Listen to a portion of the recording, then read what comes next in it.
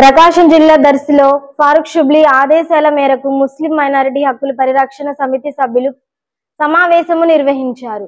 ఈ సమావేశంలో state media coordinate Sadiq ముఖ్య అతిథిగా విచ్చేశారు. దర్శి నియోజకవర్గ అధ్యక్షులు పఠాన్ షుబానీ అధ్యక్షతన ఈ సభ సుబానీ టెంట్ హౌస్ గూడెం వద్ద నిర్వహించగా, రాష్ట్రంలో ముస్లింలు అట్టడుగు స్థాయిలో ఉన్నారని, అన్ని రకాలుగా నష్టపోతున్నారని, ఇకనైనా మనలో చైతన్యం రాకపోతే అన్ని రకాలుగా మనం ఎదగడం అసాధ్యమని, రాజకీయంగా చైతన్యం కాకపోతే ఇబ్బంది పడతామని, రాజకీయంగా ముందుకు వెళ్ళడానికి ఇదే సరైన సమయం అని సాదిక్ తెలిపారు. దర్శి నియోజకవర్గం అధ్యక్షులు పఠాన్ షుబానీ మాట్లాడుతూ, మా కమిటీ టీడీపీ ప్రభుత్వానికి మద్దతు ఇస్తుందని, టీడీపీ ప్రభుత్వంలోనే మాకు న్యాయం జరుగుతుందని నమ్ముతున్నామని, దర్శి ముస్లిం వర్గాలు ఒక వేదికగా ఏర్పడి పిలుపునిచ్చారు. ఈ సందర్భంగా రాష్ట్ర మైనారిటీ హక్కుల పరిరక్షణ సమితి అధ్యక్షులు ఫారూక్ షుబ్లీ గారి ఆదేశాల ప్రకారం ముందుకు వెళ్లేందుకు సిద్ధంగా ఉన్నామని తెలిపారు. ఈ కార్యక్రమానికి దర్శి నియోజకవర్గంలోని టౌన్ కమిటీ, మండల అధ్యక్షులు, కార్యదర్శులు, మెంబర్లు మరియు ముస్లిం సోదరులు అందరూ పాల్గొన్నారు. విద్యాపరంగా అంటే ఎడ్యుకేషన్ పరంగా కూడా మనం ఎక్కడ కూడా అభివృద్ధి చెందింది లేదు, వ్యాపార పరంగా అభివృద్ధి చెందింది లేదు, రాజకీయ పరంగా అయితే అట్టడుగు స్థాయిలోనే ఉన్నాం.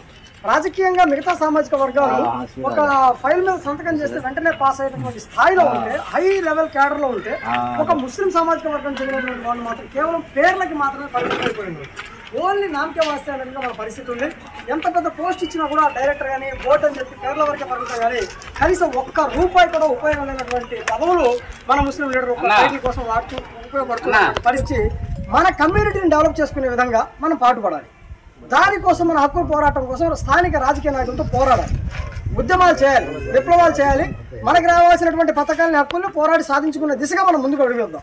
ఉన్నటువంటి వాళ్ళు నేను ఇది డైరెక్టర్ని, నేను ఇంకొకటి అని చెప్పి వాళ్ళు వ్యక్తిగతంగా స్టేట్ డైరెక్టర్ అని చెప్పి ఒకళ్ళు, నేను ఫలానా డైరెక్టర్ అని చెప్పి ఇంకొకళ్ళు, ఎవరికి వాళ్ళు వ్యక్తిగతంగా లబ్ధి పొందుతున్నారు తప్ప వాళ్ళ ద్వారా ముస్లిం సమాజానికి నియోజకవర్గంలో చదువుకునేటటువంటి వ్యక్తికి అవుట్ ఆఫ్ కంట్రీలో చదవడానికి ఎవరైనా అప్లికేషన్ హెల్ప్ చేశారా?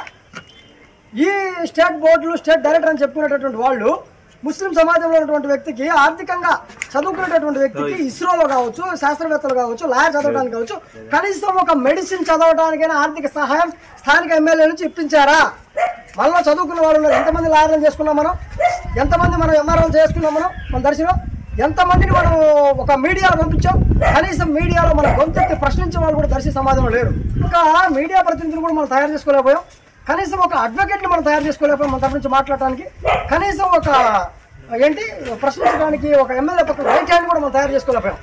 ఒకవేళ ఎవరైనా తయారు చేసుకుంటే వాళ్ళు వ్యక్తిగతంగా వాళ్ళ ప్రయోజనాల కోసం, వాళ్ళ వ్యాపారాలు అభివృద్ధి చెందుకోవడం కోసం మనందరికి సపోర్ట్ తీసుకుని ముస్లింలో మేము కూడా ఒకరికి ఇచ్చాం అని చెప్పి ఫోటోల్లో పోజుస్తున్నారు తప్ప సమాజానికి ఏమైనా న్యాయం జరిగిందా ముస్లిం తరఫు నుంచి? ఇది మనకు రావాల్సినటువంటి ప్రశ్న. ఈ ప్రశ్నకు సంబంధించి అల్లాహ్ తాలా కూడా చెప్తున్నాడు, ఏ జాతి అయితే స్వయంగా వారు మారతామని నిర్ణయం తీసుకోవడంత వరకు వారు ఎప్పటికీ మారగలరు. అంటే మనలో నిర్ణయం రావాలండి, మనం మారాలి, మన జాతి మారాలనే నిర్ణయం, సంఘటన మనకి రావాలి. అప్పుడు మాత్రమే మన సమాజాన్ని మార్చగలిగే వాళ్ళం అవుతాం తప్ప వ్యక్తిగతంగా మన స్వార్థ ప్రయోజనాల కోసం మనం చేసుకుంటే మన సమాజాన్ని ముందుకు తీసుకెళ్ళి ఒక లీగల్ అడ్వకేట్ కావాలి. ఈ లీగల్ అడ్వకేట్ లేకుండా, ఒక డాక్టర్ లేకుండా, ఒక విద్యావేత్త లేకుండా, ఒక మేధావి లేకుండా మనం ఏ రకంగా మన సమాజాన్ని కాపాడుకుంటాం? సమస్య మన గొంతు కూడా వచ్చిన తర్వాత ఆలోచించడం కాదు. సమస్య ఆమె దూరంలో ఉన్నప్పుడే అలర్ట్ అయ్యి అప్రమత్తమైన వాడే సక్సెస్ అవుతాడు, తమ జాతికి గొప్ప వ్యక్తిగా మారుతాడు. మనం ఈరోజు ముస్లిం సమాజం ప్రమాదంలో ఉంది, ప్రతి విషయంలో ప్రమాదంలో ఉంది. ఆర్థిక పరంగా మనం అట్టడుగు స్థాయిలో ఉన్నాం, విద్యాపరంగా అట్టడుగు స్థాయిలో ఉన్నాం. ఏదో మెకానిక్లు, ఇస్త్రీ పెట్టెలు చేసుకోవడం, ఇంకోటి చిన్న వర్కులు చేసుకోవడం వరకే మనం పరిమితం కాకూడదు. ప్రపంచ మేధావుల్లో ముస్లింలు ఉన్నారు. ప్రపంచ మేధావుల్లో ముస్లిం సమాజం ముందుకు వచ్చి ఆర్థికంగా ముందుకు పోతున్నటువంటి పరిస్థితిలో మనం ఇక్కడ ఉండి చిన్న పనులు చేసుకుంటూ పరిమితం కాకూడదు. మనలో ఉన్నటువంటి శక్తి సామర్థ్యాలని మనం పైకి తీసుకొచ్చి ఆర్థికంగా మనం అభివృద్ధి చెందాలన్నా, ఇంకా ప్రతి రంగంలో అభివృద్ధి చెందాలన్నా రాజకీయంగా మనం ఒక తిరుగులేని శక్తిగా తయారవలసిన పరిస్థితి ఉంది. ఇదే సరైన సమయం. మనలో ఐక్యత ఉండాలి. మన నియోజకవర్గంలో మనకంటూ ఒక ఐక్యత ఉంటే, కాబట్టి ఒక మీడియా ప్రతినిధిగా కూడా నేను ఈరోజు మాట్లాడాల్సిన పరిస్థితి వచ్చింది. నేను కాదు మాట్లాడాల్సింది, మీలాంటి ప్రముఖులు మాట్లాడాలి, మీలాంటి ఉన్నతమైనటువంటి వ్యక్తులు మీరు మాట్లాడాలి.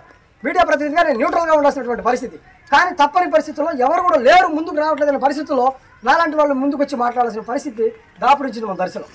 మనలో తయారు కావాలి ప్రతి ఒక్కళ్ళు. దాని దిశగా మనం ఆలోచిద్దాం. ఏ పార్టీ అయితే మనం న్యాయం చేస్తుందో ఆ పార్టీతో మనం ఉంటాం.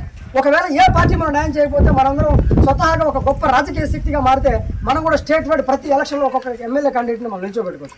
రాష్ట్ర వ్యాప్తంగా దాదాపు ఉన్నటువంటి 170 నియోజకవర్గాల్లో 80 నియోజకవర్గాల్లో ముస్లిం యొక్క సమాజం మెజారిటీ ఓట్లు ఉన్నటువంటి నియోజకవర్గాలు ఉన్నాయి. కానీ రాష్ట్రంలో ఉన్నటువంటి ఎమ్మెల్యేల సంఖ్య, ముస్లింల సంఖ్య 10 లోపే.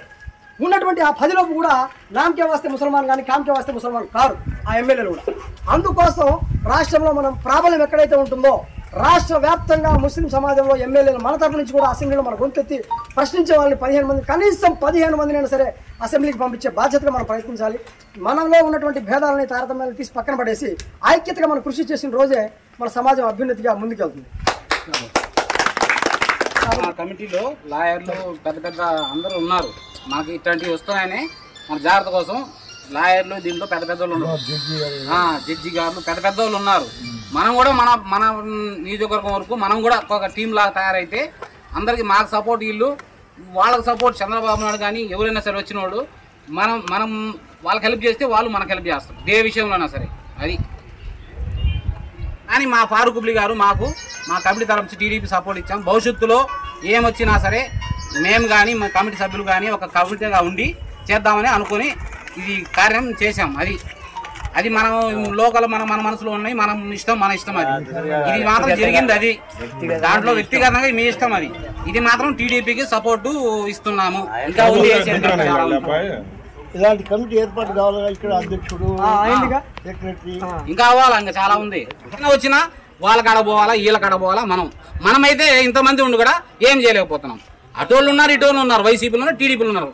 కానీ పనులు వచ్చేటప్పటికి మనం పోతే ఒక్కడం పోతాం, ఎవరు రాదు. మన కమిటీ వరకు ఒక కట్టగా ఉంటే ఏ ప్రభుత్వం వచ్చినా మనం చేయించుకోగలం. అది ఇప్పుడు వాళ్ళిందా పిచ్చేందా పాపరం అనకుండా మన పని మనం చేయాలా. అందుకనే మా కమిటీ, లేకపోతే కమిటీ ఎందుకు, ఏ పార్టీలో ఉన్నాలో ఆ పార్టీలో ఉన్నాం. అది అందుకని మా కమిటీ తరఫు